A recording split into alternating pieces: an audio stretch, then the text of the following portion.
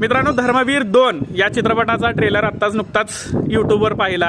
आता थोडक्यात सांगतो हा चित्रपट काय आहे। हा चित्रपट पूर्णपणे एकनाथ शिंदे आणि त्यांच्या शिवसैनिकांची, फक्त त्यांच्या शिवसैनिकांची मार्केटिंग करणारा चित्रपट आहे, दुसरं काही नाहीये। या चित्रपटामध्ये दाखवलं जाणार आहे की कसं हिंदुत्वाचे खरे रक्षक हे एकनाथ शिंदे आहेत, दुसरं कुणी नाहीये। आनंद दिघे यांचे खरे अनुयायी कोण आहेत तर ते फक्त आणि फक्त एकनाथ शिंदे आहेत। यांना एकीकडे बाळासाहेब ठाकरेंचं नाव वापरून, त्यांचं चिन्ह वापरून, त्यांचं पक्ष वापरून लोकांची सहानुभूती पण मिळवायची आहे, आणि दुसरीकडे आनंद दिघे हे कसे हिंदुत्ववादी होते आणि कसे बाळासाहेबांपेक्षा मोठे होते हा दाखवण्याचा एक केविलवाना प्रयत्न असणार आहे, दुसरं काही नाहीये।